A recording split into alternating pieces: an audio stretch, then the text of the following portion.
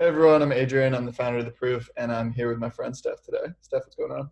Hey guys, I'm Steph. I'm the founder of Levitate Foundry, and we're here with our friend Jeremy.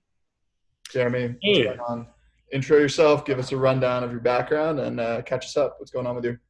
it's great to be here. I really appreciate the opportunity. I'm Jeremy. I run a company called Italic, where we provide a membership that provides access to over 1,000 products that we design and develop ourselves, ranging from cookware to apparel to accessories and so on and so forth. And our spin on it is that we went and found the same manufacturers as high-end brands, but we sell these products at prices where we really don't make much money.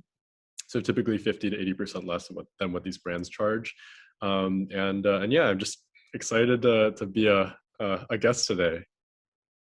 Well, we're excited to have you. I definitely want to kick off because I would say, broadly speaking, in the D2C ecosystem, cutting out the middleman is like a very common refrain that some people do, some people don't. And then I'm sure you saw that and, and took it to a different level. So I'm curious around the transparency piece, like how did that idea initially just like lodge itself in your psyche? Yeah, I think the best way to kind of answer that is to take one step back and kind of share a bit about like the founding story, if that's okay with you guys. I think uh, anywhere from like 40, 50 years now, it's a business that, like, frankly speaking, no one wants to be a part of. It's very competitive, very low margin. It's not a great business to be in, but the flip side of that is in manufacturing, you're always producing goods for someone else who buys that inventory from you and sells it at a markup, and that's how retail's been done for like centuries at this point. And I think the insight we had was like, hey, these direct to consumer brands, as well as legacy brands to a manufacturer, they're just clients. It doesn't matter if you're like a new upstart that's been around for 5, 10 years, or someone who's been around for 50 to 100. To a manufacturer, you're one and the same, and what we really care about is getting an order from you and making our margin and then hoping that you reorder. So I think when it came to direct to consumer, at least, that you're right, that the narrative around cutting out the middleman was probably a very overused kind of trope by now. But back in like 2008 to 2012, where I think the first crop of direct consumer brands came out, it was pretty inspiring, I think, to anyone who both worked in manufacturing as well as the consumer world, because I think that really showed the promise of internet commerce beyond like just selling everything online like Amazon does. And I think the insight was, at the time, brands would have to order inventory from manufacturers, they mark up their products, and then they sell it to a distributor or a retailer who at that time was owning the distribution. So they typically had the strongest margins, and they would acquire that customer, and the customer would pay the full consumer price. And the original insight, I think, on direct to consumers, like direct to consumers is kind of, I have a lot of problems with the term, but the original insight was like, hey, we as consumer brands can cut out the latter half of that consumer value chain, meaning we can take out the retailer, take out the distributor, and as a result, like, hopefully we can pass off a lot of that savings to the customer and still deliver the same level of quality and design as a traditional brand. But I think I think, like, frankly, I think that's like a really great story, and I think that was like the whole premise of direct to consumer commerce being like exciting, is like you can get faster, better, cheaper. But I think with the new crop of brands, really, it's changed a lot into less being interested in the technology or the supply chain innovation, and more so like, hey, how do we take an interesting product that has high margins and sell it online to an audience that is more historically like used to buying that product offline. And there's nothing wrong with that business by any means. I think you can do, there's a lot of great businesses that have been built over the years doing that exact model. But I think with the promise of cutting out the middleman, or truly direct to consumer commerce, that's like been lost to really chasing like margin right now. So for Italic, really the original insight was like, hey, for a manufacturer, it really doesn't matter if you're the DTC brand or DNVB or whatever you call them nowadays, or a legacy brand. You're all one and the same, and all you care about as a manufacturer is your margin. So the insight was, whoever owns the inventory kind of owns the upside. And in today's world, at least, like at most of the times online, at least, that's in the form of the direct to consumer brands who often compete with each other. So instead of having padding the product margins through retail acquisition or distributors.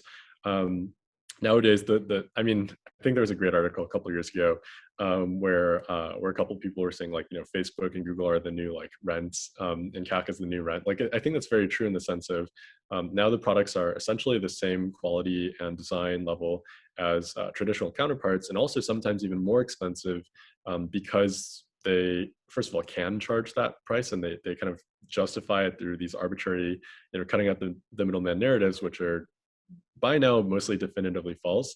But on the flip side, like, they have to charge that because otherwise they can't acquire customers.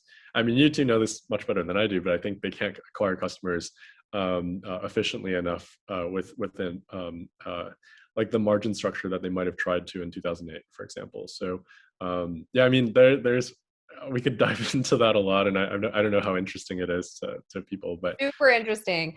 I want to kind of pivot off of that because there have been so many companies since, to your point, in the last decade that have tried to do what you're doing, and they have all some have raised $100 million and some have shut down. And I think you know which ones I'm talking about. I'm not going to name them because I have friends that have started these companies.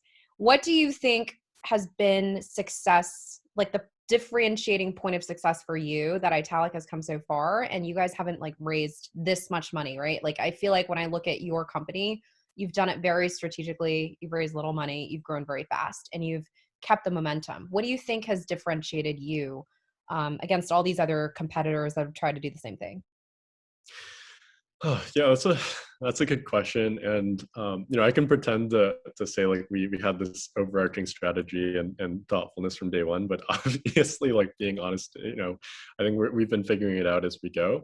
I think the best way to frame it is, most of the times for anyone who comes onto commerce, it's typically, and I speak very loosely and like stereotypically here, but like, it's two business school students who are like, what's a high margin product or opportunity that we can sell online? And obviously you can brand it in a really pretty way, and you can bring it to market and spend a lot of time in product development for the first year. But really, like, after the first year, product development doesn't really matter so much. Like, there was this whole narrative around, you can launch a product and then like frequency and LTV is like basically static because it's not a replenishable product. So you got to expand your product offering. And like, generally speaking, I haven't seen that to be true either. But I think the more like the bigger picture is like, from that point onwards, like, you don't really care so much. You care about brand, you care about product, but ultimately what you care most about is marketing, and how can you get people through your door and through your funnel, for as little as possible, and how quickly can you grow that budget so that you're constantly getting more products, more people through your funnel. So I think we took a little bit of a counter kind of position to that, and it kind of goes back to the supply chain, which is, we really care more about our merchants and our product offering and product innovation more so than marketing day one, and that's allowed us to do a lot of different things. But first of all, it really we had to focus on having a disciplined mindset of not taking margin. We really focused on acquiring merchants who were offline, who really had no semblance of like e-com whatsoever. And I think for us, like, what that really allowed us to do is like have a deep focus on the overall merchant experience first and foremost. And we have this very differentiated approach to product, which is like, we went and found these high-end manufacturers, most of whom are not even online whatsoever, and we had to spend a lot of time kind of getting them accustomed to what it felt like running an e-commerce brand through our platform. And the result of that, I think, is that we have really strong relationships. We don't have many merchants, but we have, when we do, we have really tight product development relationships with them, where it's like, hey, if we want to make something, like, generally speaking, we know how to source, we know how to kind of convince these merchants to join the platform. Whereas most times you would just like, you don't develop a close relationship with the merchant, or and most times you don't even call them merchants, you call them suppliers or vendors, and you just buy inventory, you mark it up, and that's that. And really, in that cycle, all you care about is like expanding your consumer price and your margin your own. So you're growing your consumer price, or you're lowering your cost, which is not good for the consumer, and it's also not good for your merchant, but it's good for you. So we took a long time, I think, like figuring out that model, and I'll be honest and say, like, we haven't ironed out all of the kinks. There's a lot of things that I think we still have to figure out as we scale. But what that's allowed us to do is have a super capitally efficient, capitally efficient business that we've scaled, and we've watched as the model kind of scales from the early days with very small inventories and numbers to one where it's like much larger. So I think it's more so just having a methodical approach as opposed to approaching it with growth at all costs. Yep. It's not to say that growth doesn't matter, of course. As a venture-backed company, it does. But I think that focusing on the model first really allowed us to, I think, reap the dividends now that we're a couple years in. I guess a follow-up to that, as a founder, and I'm personally really curious about this, how do you personally tackle, appeasing investors and growth goals versus doing the right thing for your business? Well, I think I had to, I can't say I learned this the hard way, but I think one thing, if I've learned anything about being a founder, is you ultimately get to choose what you want to do, meaning you get to choose who's on your team. Hopefully you do. You get to choose who invests in the company, and it's not a relationship where you have to beg them for money, but it's more like, hey, you have the privilege of investing money and sitting on my cap table and hopefully deliver value to me. But if not, I certainly hope you're silent and not taking value. So I think for us, we've found we struck a balance where we've earned a lot of trust and patience on the business over the years with our investors. We have, I think, a lot of we spent a lot of time developing close relationships with the board, the rest of the investors, to the degree where now if we want to make a really big business bet or an investment in something that might not yield returns for potentially years or longer than the typical spectrum of venture equity would expect, I think now we have the sway and the trust built into our relationship where they'll give us that time and rope. So I think that was an important part of it. But I think the other part is hey, if you can kind of share, if you can tell the story and the narrative of hey, taking this time here or taking this bet here is going to be much better than seeking short-term yield, then that's a much better framework for them, because ultimately it's their money in the form of equity, and we want to make that as big as possible over the long run, not just optimizing for the next year. So it's an imperfect question, answer to a really hard question, but I think we've gotten some level of trust at least. Yeah, I hear you. I'm curious. I think this applies to both investors and teammates. I feel like I see you guys are hiring every other day. In terms of the folks that you want on board, have you distilled specific characteristics or qualities in the people you want to bring on board? Integrity, energy, communication, that whole thing. Yeah. I have a lot of kind of gripes with maybe it's just being a founder for a while and being jaded now, but I feel like there's a couple of things that direct-to-consumer brands are particularly suspect to doing, which is, one is talking really big about mission, vision, values, when in reality, it's not practiced whatsoever, or it's just fluff words, right? Every company wants to change the world somehow or make the world better. Every company wants to be fair and have integrity and whatnot. But if not, it's really it's one thing to say these words on a piece of paper or in a Notion doc versus actually living them, day to day. So my first company was a company called Fountain. It was your classic tech startup, mostly guys, mostly salespeople, it was B2B SaaS and so on and so forth. And I think a lot of the stereotypes of running a tech startup are true in that sense, where it takes up a lot of your emotional energy, your mental well-being, your physical wellness, and so on and so forth.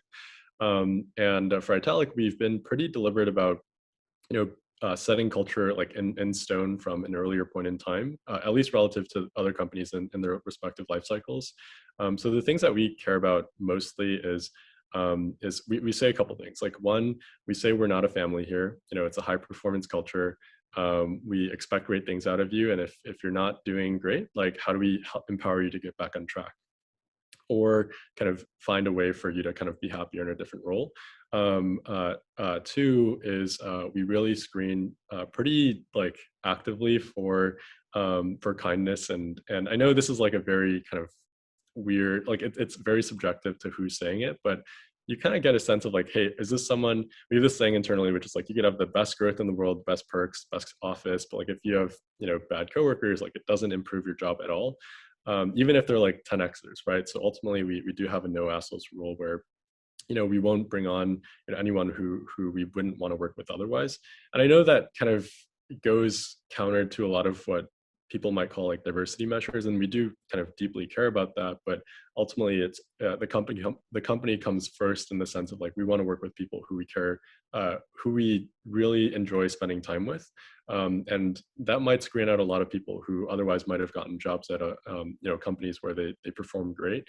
And then lastly, I would say, I think from a professional standpoint, it's a very mature kind of group of people. We're not here to kind of like, what's a good way to put it?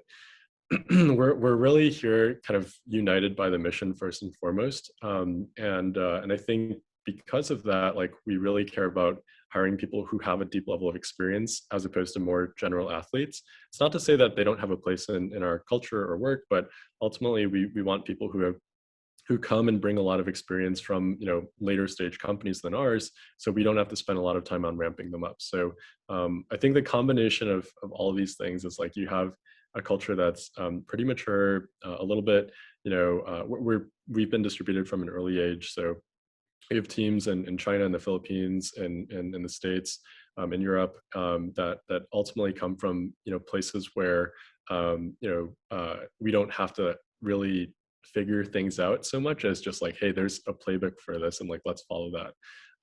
So yeah, that's how I describe it. It screens out a lot of people. I think that's why we have to hire so aggressively. It's like there's so many candidates that just like are great potentially for another company, but not for ours.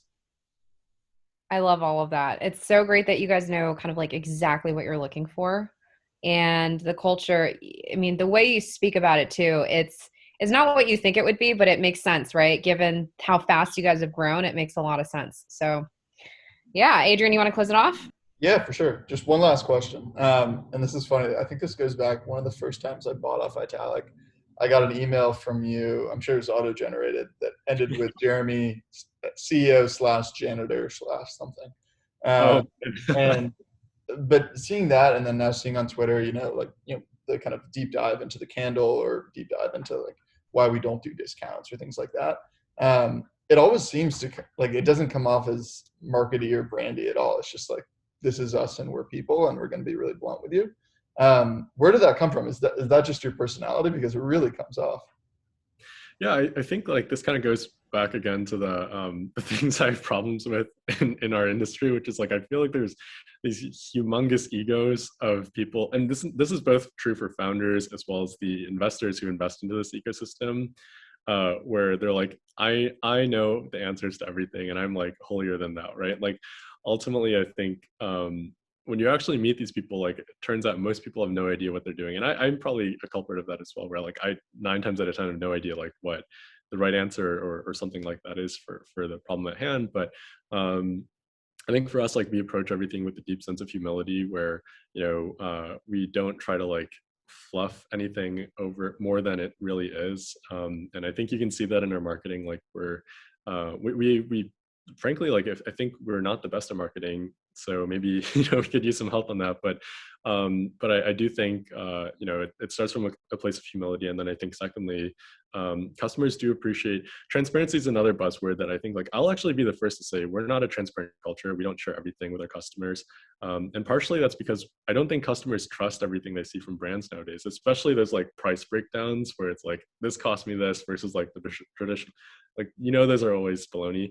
So I think for us, it was just like having a sense of humility. And then secondly, just like really empowering the customer and treating them as if they were smart and like informed, as opposed to talking to them like they're, they don't know anything. So yeah, I think that's how we've approached it. I can't say it's going to scale like that forever. I'm sure like to a mass market audience that probably won't have the same appeal as it does to early adopters. But I think to an earlier adopter, it's been pretty powerful.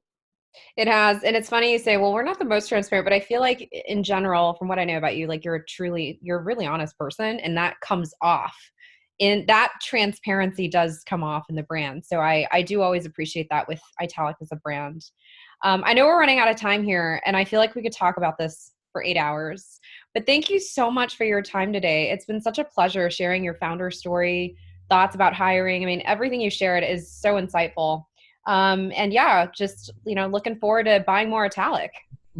Yeah, thanks so much. I mean, really appreciate the opportunity. We have a lot of exciting things kind of in the works this year. So yeah, stay tuned and thanks so much. Amazing. Great to meet you. I'll talk to you all Everybody. soon. Yeah, likewise.